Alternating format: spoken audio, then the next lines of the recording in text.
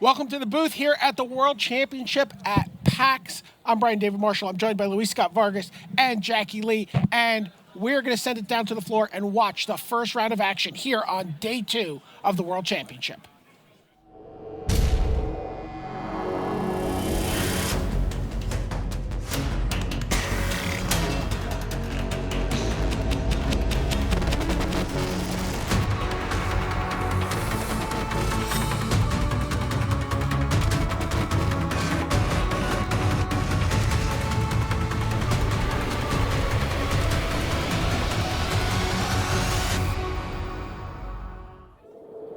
Hello and welcome to Round 8 coverage of the Magic the Gathering World Championship here at PAX in Seattle. I'm Brian David Marshall, joined by Luis Scott Vargas and Jackie Lee, and we're about to watch Magic Origins Draft, the first round of day 2.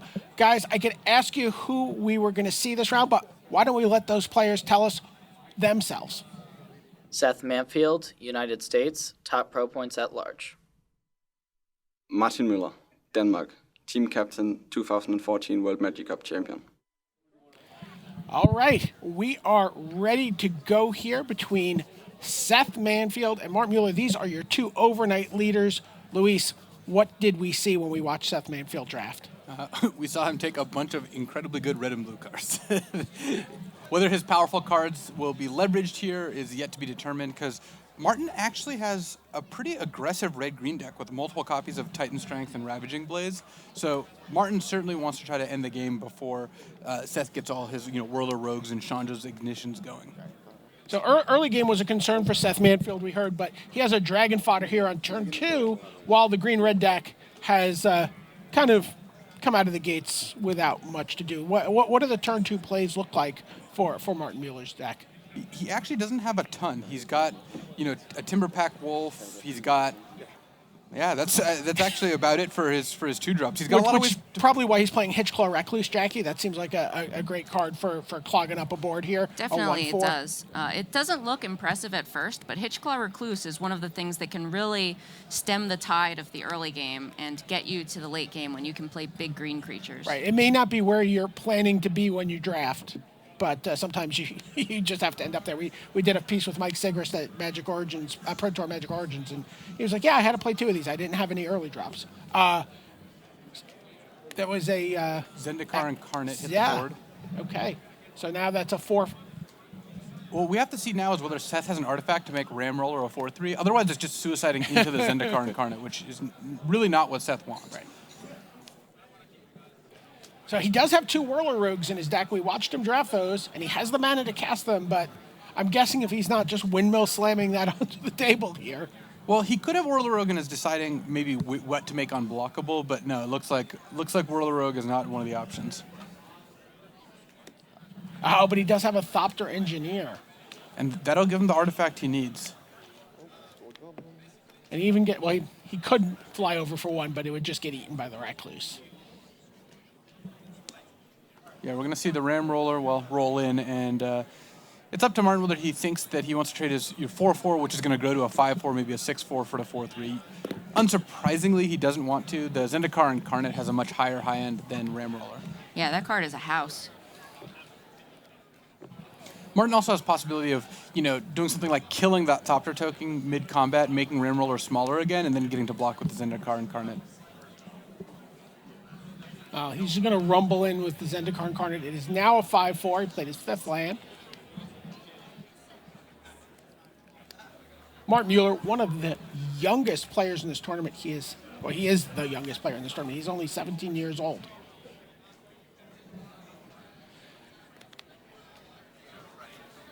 Do you consider just throwing everybody in the way here? Is the Zendikar Incarnate just going to take over the game? So Seth could quad block and presumably wouldn't lose everything. He'd lose everything but one of the goblins. But if Martin has a trick there, that you end up losing a lot of cards and mana for, not very many. So I wouldn't be too surprised if Seth just took it. But it looks like he's maybe asking the judges something. Right, and Martin is playing red-green, so not only could he have pump like Titanic growth in green, but he also has access to burn at instant speed in red. So there's a lot that could go wrong. Yeah. Ravaging Blaze, for example. And basically, anything would make this combat swing towards Martin's favor. And there you get a look at the hand Martin Muller has. He does have Ravaging Blaze in hand, Rock Maulers, Guardian Automaton, and Timber Pack Wolf. A little bit of a mixed bag of cards Yeah, it here. looks like Martin's deck is not maybe as focused as he would like. The Hitchcall Recluse and a bunch of Titan Strengths is not not generally the game plan, though. I guess that does make it a 4-5.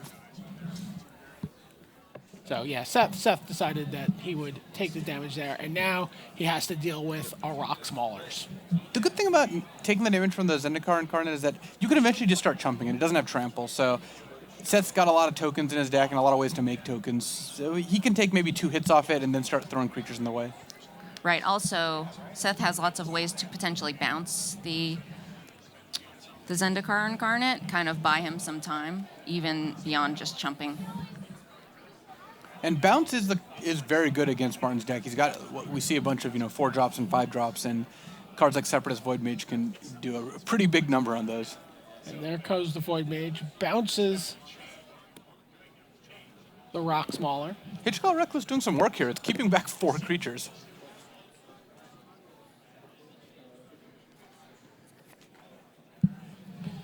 Is there a point where you think about just sending the creatures in? Yeah, once Martin's life total gets a little lower, you can start looking at sacrificing one of the 1/1s to get 3 damage in. But one of the problems with that is that Seth only has the 1 artifact. He really needs that Thought Token to live, so he doesn't want to send that. And once you stop sending that, then you're sacrificing a goblin to deal 2 damage, and that equation is not looking great. You really want your opponent to be in single-digit life totals before you start thinking that way? Yeah, and it also depends on what follow-up you have. If Seth does have some good expensive cards, which looks like he does. 6 mana here. Gold Forge Sentinel. And which, conveniently enough, has haste thanks to the Thopter Engineer. So a pair of 4 power creatures attacking out of nowhere here. There you get a look at Gold Forge Sentinel, flying 4/4 for 6 mana. This is one of the most aggressive draws that Seth can have in his deck. I would expect Martin here to trade the Guardian Automaton for the Ram Roller. I think we're past the point where you can hope to get rid of all the artifacts. So at this point, you can do that. You effectively only take 1 because you gain 3 off the Automaton, and it opens the door for Martin to start attacking back with the Zendikar Incarnate. And it looks like the other card in Seth's hand is a Guardians of Meletis. So that is going to do a lot of work too, and allowing him to race with his large artifacts. And how impactful is it that the Guardians is going to have haste off the Thopter Engineer? It can sort of block on Seth's turn. Well, there is the Ravaging Blaze. It's going to take out the Gold Forge Sentinel. And even though it's an instant, you see Martin just running it out. He's wary of counter spells or bounce spells or some way to get disrupted. Yeah, blue has excellent support cards. There's a lot that could go wrong. Zendikar Incarnate has to stay home. That does not seem very incarnate of Zendikar. No, but I don't think that's going to last all that long. Because you look, Seth doesn't have a follow-up here. He has 7 mana. He's just playing the 0/6 wall. So Martin's got to feel like, no, things aren't going so poorly anymore. Yeah, and here it comes. Because despite Seth having 6 creatures to Martin's 2, 1 of them can't attack, 3 of them have 1 power, and the other 2 are a 2/2 and a 1/3. So Seth's not actually that close to assembling a giant, attacking force. Martin also has more cards in hand, so it looks like he's got a couple of Farrakhan's Disciples, that Rock Maulers that was bounced earlier. He has a lot of power that he can add to the board. And given that, yeah, I think Martin's fine, even though he doesn't have a trick here, trading off his Zendikar Incarnate for some of Seth's creatures, and then following up with either a Freaka's Disciple and a Timber Pack Wolf or just the Rock Maulers. Either way, if they continually trade, that's good for Martin. He's up multiple cards.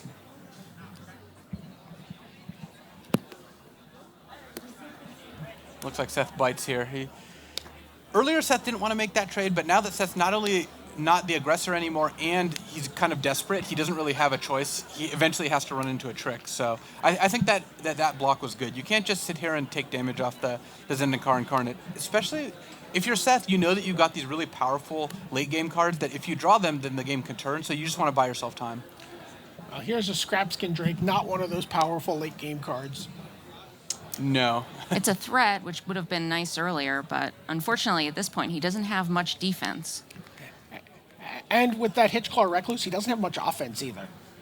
That card has single-handedly dictated the tempo of this Oh, game. yeah. If that Hitchclaw Recluse was just like a replacement level 3-drop, then Martin would have just taken a ton of extra damage off the random Thopter tokens, maybe even the Thopter Engineer plus the Goblin tokens, depending on what it was. So, And now he gets to get in and renown his Farika's Disciple.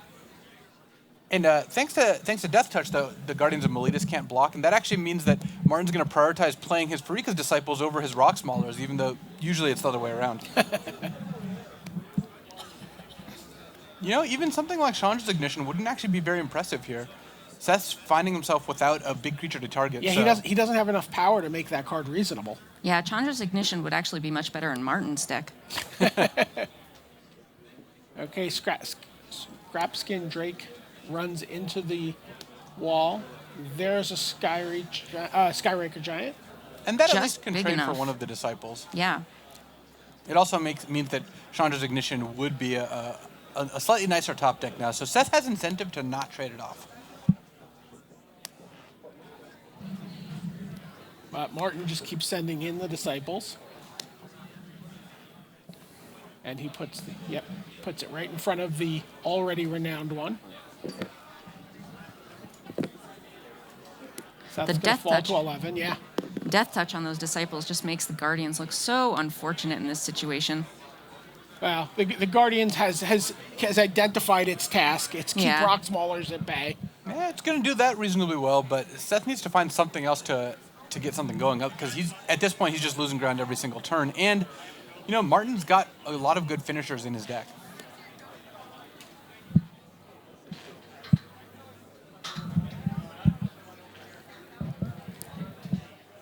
It's considering no attack here. Seth ran the, Poco Scapskin Drake, see what happens last turn, and then it got blocked by the Hitchclaw Recluse, so it's unsurprising that he would just keep running it. There's no downside. It can't block anything. Right.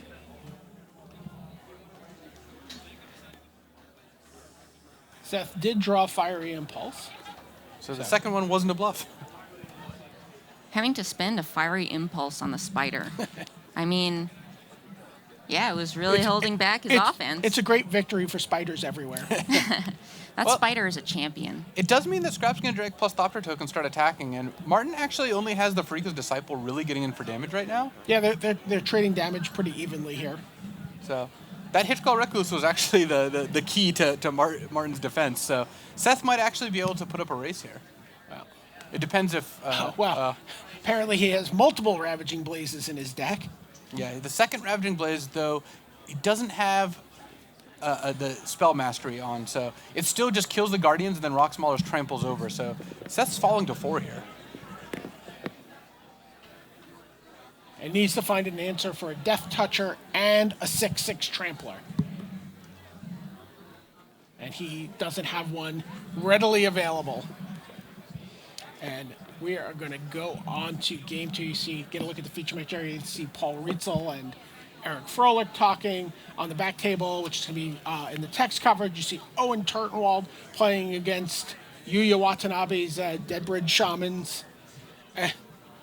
And then Sean McLaren and Joel Larson. We'll be right back with more Magic, though, after these quick messages.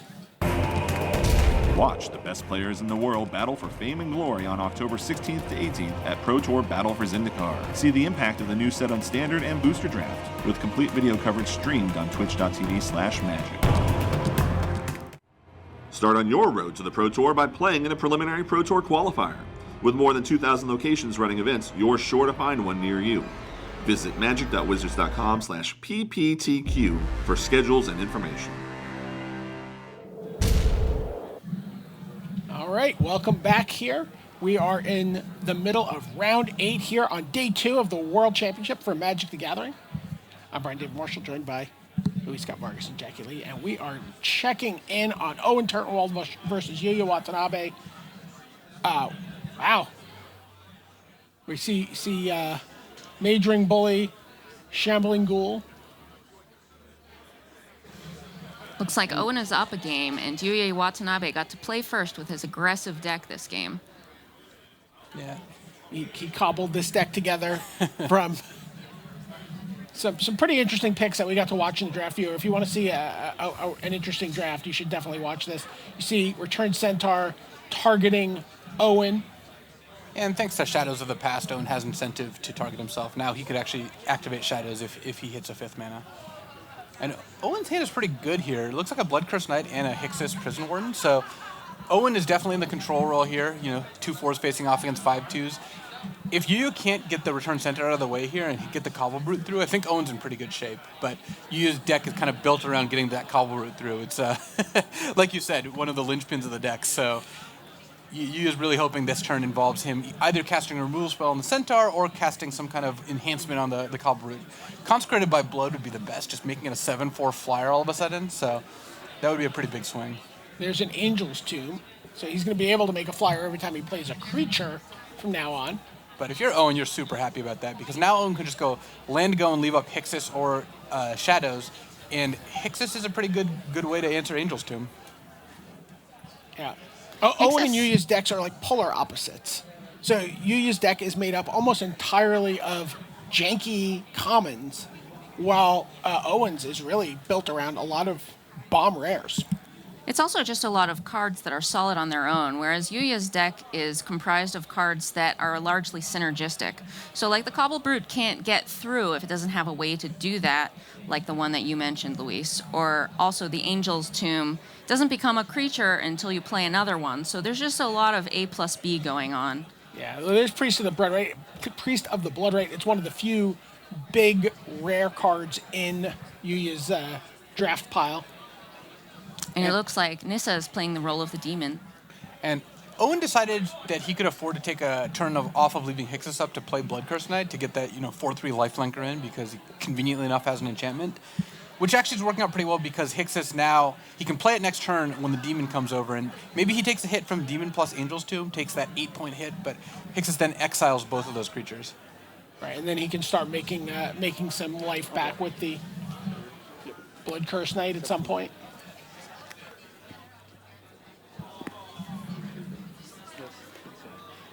Yuya Watanabe loses. I think a reason for Owen not to attack with Bloodcurse Knight is that a double block of Priest plus Shambling Ghoul means that the Bloodcurse Knight effectively trades for Shambling Ghoul, which I think Owen figures he can probably do better than that. Alternately, Yuya could take it, remove the Return Centaur, and just attack with everything, and that could also be problematic. Yeah, and Yuya is incentivized to block with the actual Priest of the Blood Right. He just would like to get the actual card off the board.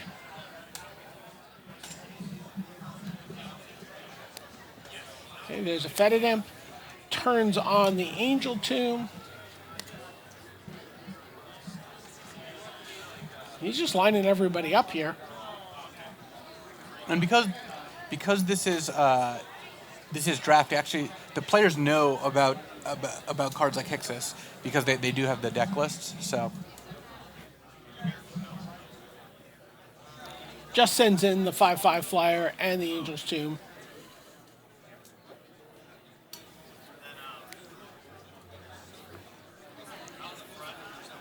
You see Owen eyeing his Hixus Prison Warden. Unfortunately, because he had to play that creature pre-combat, he couldn't even bluff that he had one of the 5-mana removal spells at black at instant speed.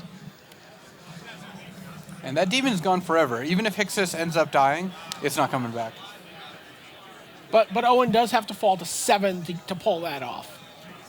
He does, but with Shadows active now and with potentially attacking with Bloodcurse Knight, I think Owen's in pretty good shape here.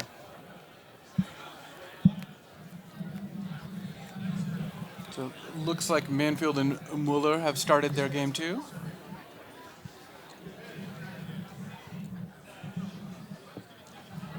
All right. We're gonna while Owen sort of grinds away with his enchantment, we're gonna go back to our feature table between the two tournament leaders, Seth Manfield and Martin Muller.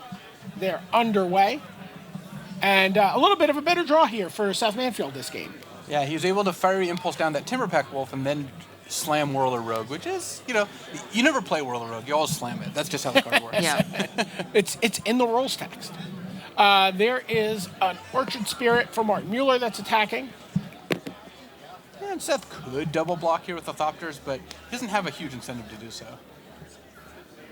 And Lightning Javelin is going to take down the Whirler Rogue. I mean, and this is part of why the card is so good. Both players spent 4 mana, and both players traded a card, and Seth ends up with 2 Thopters in play, which is easily worth 3.5 mana, 4 mana, something like that. Right. And Seth can now attack with those, or he could even just, if he felt like he had to, he could trade with the Orchard Spirit Right, he later could on. have traded his 4 mana for Seth's, or for Martin's 7 mana and 2 cards. Yeah, but I think given the Soulblade Djinn in his deck, he's incentivized to leave those on the board as long as possible. Yeah, and additionally, cards like Ram Roller even give him, a slightly more incentive. So Okay. Seth could have left 2 islands up for the Water Courser, but he looks like he prefers to represent red spells instead. And there's really not that much left in hand for Manfield. You look, he's just got an Enthralling Victor coming up. He's got 2 more basic lands. It's the Hitchclaw Recluse, the MVP from Game 1. Seth still can get a good hit in with the Enthralling Victor here, but, long term, that Hitchclaw Recluse is going to stop those Thopters. That's what it did last game.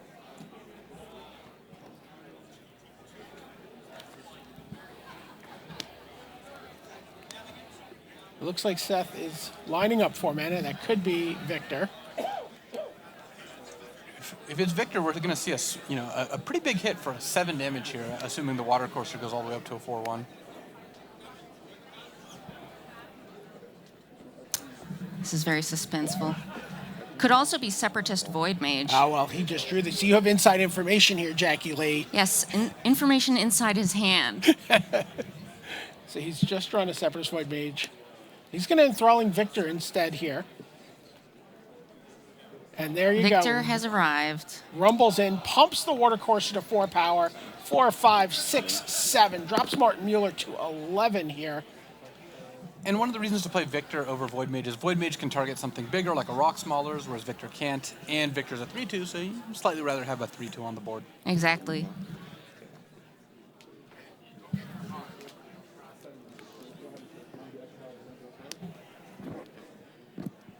All right. In comes the Orchard Spirit, just ticking away. And there's the Rock Smaller. That's a fine target for a Separatist Void Mage. So what'll be interesting will be, once Seth bounces the Rock Smallers, does he attack with his squad? He could also actually bounce Hitchclaw Recluse if he just wanted to attack with the Thopters. But if he bounces the Rock Smallers and he attacks with everything, that is actually a pretty good attack for him. Because even if a Thopter gets eaten, he just gets a ton of damage through. He does bounce the Mauler. He does line up everybody to attack. Mueller has to think about that Water Courser. He could block the Water Courser, and then it's up to Seth. He either decides to trade it by making it a 4/1, or just lets the 2 creatures bounce, with Martin taking 5. Blocking the Enthralling Victor is another option. It saves 3 damage, but it guarantees that nothing trades, whereas blocking the Thopter is the most aggressive. And given that Mueller has so many expensive spells in hand, Spider and Double Ravaging Blaze, I feel like he's most likely to block the Water Courser. Yeah, and that's what he does. And it also means he takes the least amount of damage this way. We have an update from the back table. Paul Rietzel has beaten Eric Froelich 2-0. That means Paul Rietzel is at 5-3, and Eric Froelich falls to 4-4. Rietzel was saying yesterday he thinks he's going to win. Yeah, we were talking to him back at the hotel. So the Water Courser pumps and trades with the Recluse. Means we're going to have another the Rock Smaller is going to make a reappearance with Double Ravaging Blaze and Sky Snare Spider in hand. Martin's getting a little punished for these aggressive Orchard Spirit attacks. If he'd left that back this last turn, he could have traded with Enthralling Victor, which, given the way the life totals currently stand, I think he'd be a lot happier with. Granted, it required Seth to have cards like Void Mage every turn, but yeah, that is something that I think he's thinking about right now. Yeah, that's kind of what Seth needs to push through, and he didn't have that last game, and now we see him using it to maximum advantage. He has to take a turn off here to cast Nissa's Pilgrimage, so he can guarantee that he has the mana to do everything he needs with his Ravaging Blazes, his Sky Snare Spiders. Well, he takes half a turn off. He still gets to blaze one of the Thopters down, which I actually think he has to do. Also, the Pilgrimage in the graveyard means that he is on his way to getting Spell Mastery. Oh yeah, his second Ravaging Blaze will have Spell Mastery, right? Yep. Seth's in a position where if Seth draws basically anything, he's going to be able to push through, I believe. But as things currently stand, Muller is actually kind of close to stabilizing here. The Sky Snare Spider does go a long way. Yep, there you go. Ravaging Blaze takes down the lowly Thopter token. Because now Seth has 3 power on the board, but Sky Snare Spider is going to shut that down. So Seth needs to have a big play this turn.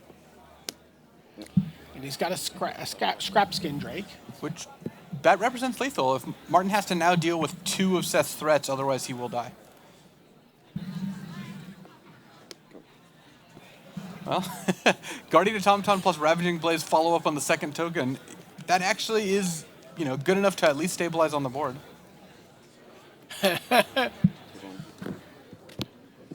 Back table update. Owen Turnwald and his rares have beaten Yuya Watanabe and his infectious bloodlusts at the back table. So Martin Muller is clinging to this game at 1 life. He's got a Sky Snare Spider, which is one of the best answers and threats in green. But 3 creatures. After you take damage, right?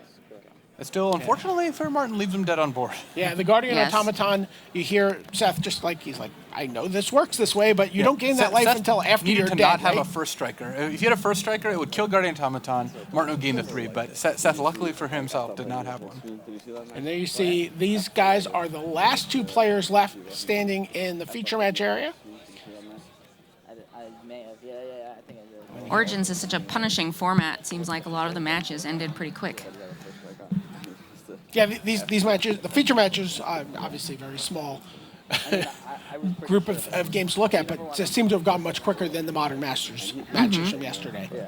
Well, Origins being a core set is a little less complex than Modern Masters, which is, there's normal sets. Modern Masters is way above normal sets in terms of complexity and what's going on. And Origins is, not quite as complex as a normal set. So that to some degree shows why there's a disparity in game length. Yeah, and Ulamog. No Ulamogs in this format. No. Nothing looking to get you to 11 mana. I mean, you're known for casting expensive cards, Luis.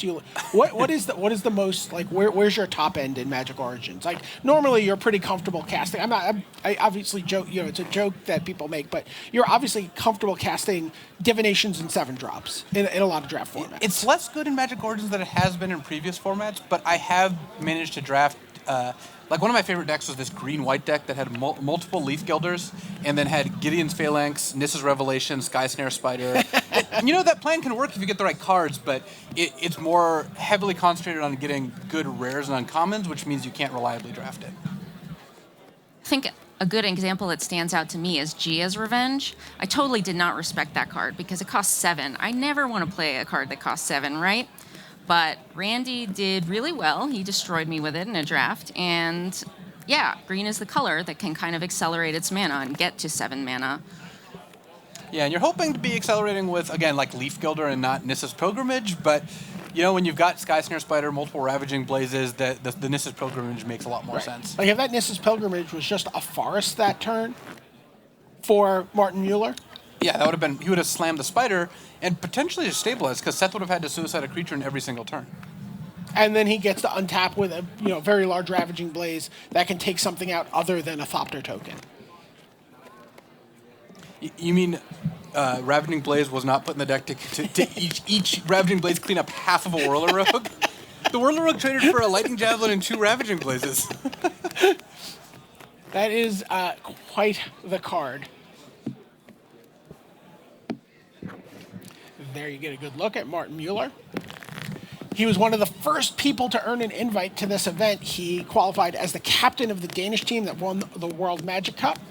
Seth Manfield had to take the longer and grindier road to get here. He just had to be one of the best players on the Pro Tour for an entire year. Just a great breakout year for Seth Manfield. And we were talking earlier, we were like, well, does Top 4, give you invites to the next Pro Tour, which really doesn't matter for basically every competitor except Martin. Yeah. So it would be awesome to see him continue playing, because he seems like he plays very well. So I would love to see him play at more Pro Tours, and I hope he does well enough in this event that it'd get him a good lead for this next season. He is silver this year. He ended up a point short of gold, which means that he's qualified for the next Pro Tour by definition. And if he does well enough here, plus well enough there, then we could see him parlay that into potentially getting gold fairly early in the season. Yeah, and he's got the taste for this now. And at 17, he's got the time for it. All right. Players are drawing up their hands. There's a Whirler Rogue. Well, the last couple cards saved it. Seth saw the Whirler Rogue and the Fiery Impulse, was pretty happy, but you needed that mountain, that island to make that a keepable hand. And I think Seth's hand is great. It is short on lands, but with a Harbinger of the Tides, Fiery Impulse, and Whirler Rogue, he's definitely not short on power and early interaction. So no 2-drop from Martin Muller. He's got 2 Undercity Trolls. Seems like he hasn't been able to draw them. Just such a powerful 2-drop in green. There's Nissa's Pilgrimage on turn 3. I mean, a great time to cast it when your opponent Yeah. hasn't done anything to develop their board on turn 2. Yeah, turn 3 is a good time for a Pilgrimage. Last game, it's a little late for a Pilgrimage, but It does always feel like your 2-drops are trolling you when they don't show up. You're like, why did I put you in my deck if I'm not going to play you on turn 2? the aptly named Undercity Troll.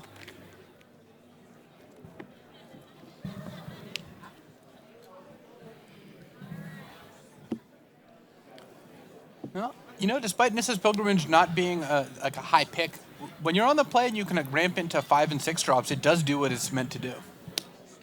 There's a Scrap Skin Drake from... Not to mention X spells. Yes. Well, with two Ravaging Blazes.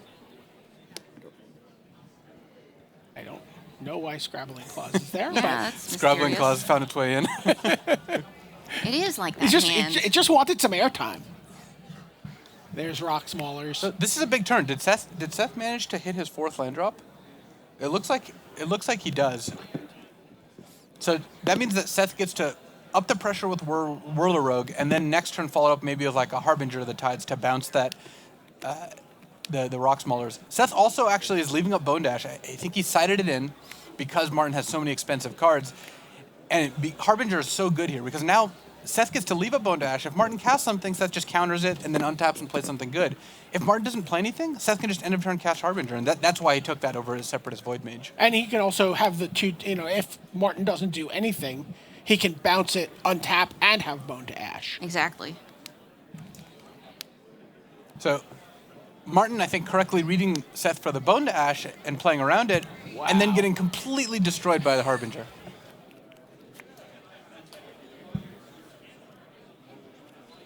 Yeah, Seth's very far ahead here because In for 4. given that Martin didn't have a spell to play that turn, he has no instance, Martin just lost a turn's worth of mana. He lost 6 mana. Like, you can't lose 6 mana in such a close game and not feel the pain. And look at the hand that Seth Manfield has. Whirler Rogue. And Martin's creatures all cost so much, there's no way he can even play 2 of them this turn. Yeah, and Seth just can't has afford to- Seth can't afford to wait around on that Bone Dash. No, Bone to Ash costs way too much mana for Seth to not pull the trigger there, but he's still very happy with how this has turned out. Seth's going to end up vastly ahead on board here. He's got Martin down to 10, and he is going to start deploying Whirler Rogues. I think slamming is the correct verb. Yeah, we went over this. Yeah. Sorry. The Acroan Sergeants can be deployed. Now, is Seth willing to trade for a Mauler ever?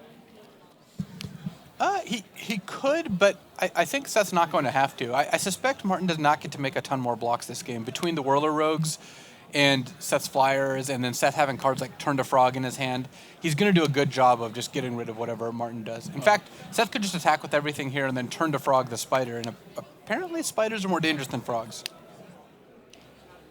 Yeah, frogs are pretty harmless.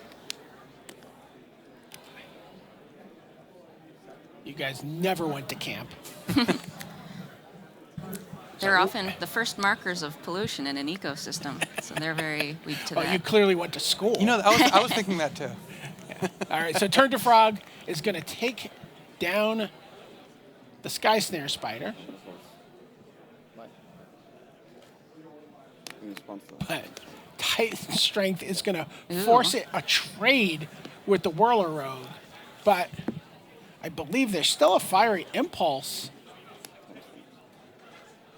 Oh, he's going for the second one.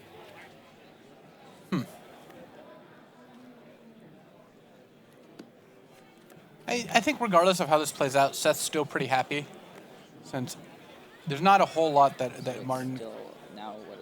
So it looks like Martin actually cast both those in response, which I think Turn to Frog still makes it a 1/1. Turn to Frog makes it a base 1/1, so the Titan's strength will give it +3/+1 on top of that. Okay, so and then Seth's deciding whether he wants to now use Fiery Impulse. Now, he could have used Fiery Impulse in response to the second one. He could have. And he could have prevented Martin from scrying. Well, no, because I think Martin cast them both with the Turn to Frog on the stack to play around a burn Got spell. it, perfect. But Seth does have Spell Mastery, so Fire Impulse again goes over the top. So Seth gets to increase his board with another Water Coaster. Martin just has had enough. Yeah.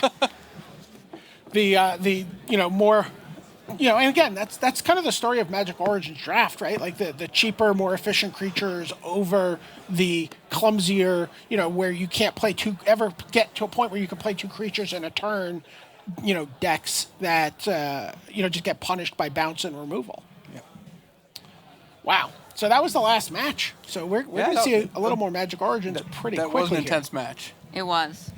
And again, you saw Seth was able to get out early that game and then use that one crucial turn with the Harbinger was really what set the tone, because Martin was then forced into playing 1 spell per turn and Seth was already ahead 2 creatures, so 1 spell per turn on both sides greatly advantages Seth. And I loved how representing that you had Bone to Ash set up the Harbinger perfectly. Yeah, the fact that he played around it the first time and then was forced to walk into it right afterwards, he was just so far behind at that point.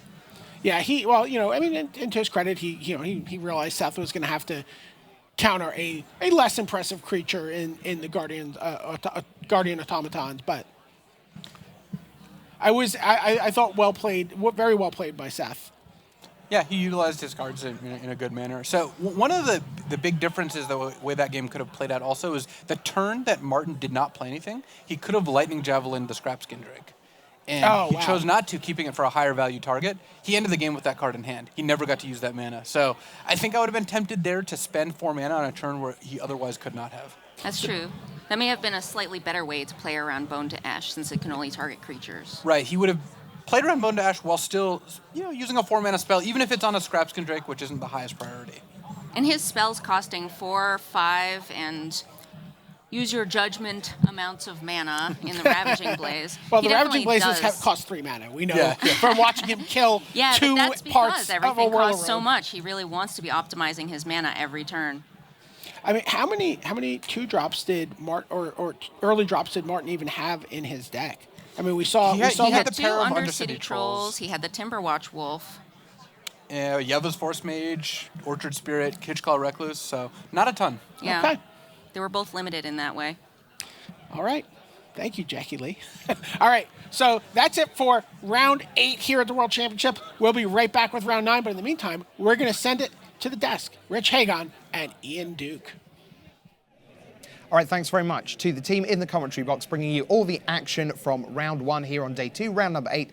2 more rounds of Magic Origins draft still to come. If you're hearing plenty of noise in the background, that is the happy sound of people playing Magic, watching Magic, getting signatures, looking at cosplayers. PAX is live and kicking and open for business. It's great stuff here, but why don't we get down to the floor as we bring you our 4 from the floor feature for round number 8. 4 more matches that happened off camera, away from the feature match area. Let's take a look now and see what we can bring you. So we're going to kick off. There you see the feature match area in the background, the players battling away. That man is Steve Rubin. A lot of people know a lot about Steve, but here's a Platinum Pro quietly amassing all the good results, and he is in the thick of the action here against Mike Sigrist, the reigning player of the year. It was Rubin who would win that one. Rubin advances to 4-4. Sigrist at 3-5, now in trouble, must win out to get to 9-5. Hope his tiebreaks hold up. What about Brad Nelson? There you see him on the left, up against the Magic Online champion, Magnus Lanto. Nelson did not like his deck at all, and it turned out that Lanto had good reason for that. Lanto won that one, 4-4. Lanto, Nelson now at 3-5, like Sigrist, in deep trouble, really must win out. Now this, a little local affair. Paolo Vita Damarosa against Thiago Saporito. The 2 Brazilians went head-to-head. Paolo thought his deck was pretty reasonable, would have liked to have have been blue, took Outland Colossus to kick him off, and DeRosa, with the help of his green deck, went to 5-3. Saporito now 4-4. And here you see Alexander Hayne on the left, Sam Black on the right, and these two battled away in round 8. It was Sam Black who would win that one, taking it down. So Hayne falls to 4-4. Black now at 5-3, still with probably a loss, at least one loss to give if he wants to make it to the top 4 of the World Championship. All right, Magic Origins Draft is how we are determining our winners and losers at the moment. And if you want to be more of a winner, well, we've got a great feature for you now. Randy Muller and Marshall Sutcliffe are going to go toe-to-toe as they work their way through all the archetypes you can be drafting on Magic Online right now.